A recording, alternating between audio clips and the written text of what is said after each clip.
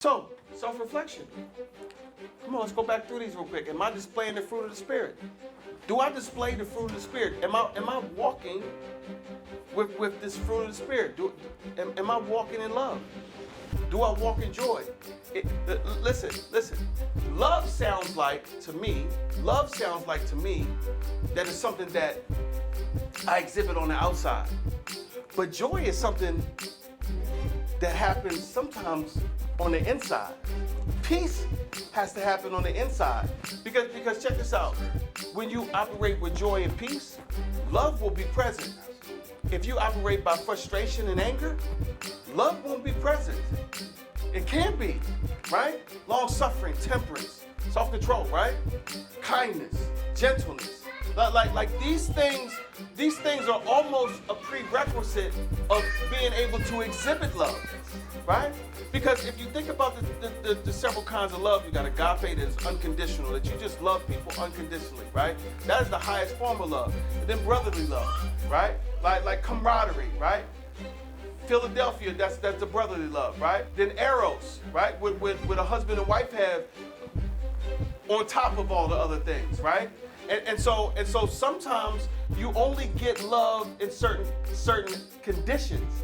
But to get to that agape, where it's unconditional, you first gotta be able to operate in gentleness. You first gotta be able to operate in kindness. Because I can exhibit certain things to you, right? But as soon as you change the condition, then all of a sudden the agape's not there.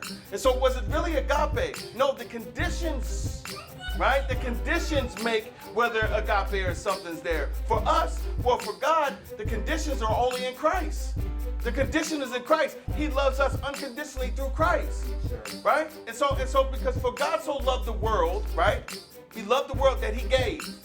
Here's the channel. Here's the channel to get to God's agape. He loves you, but because we're so far off, right? Sinful, because we're so far off, the only way to get to him is through Christ.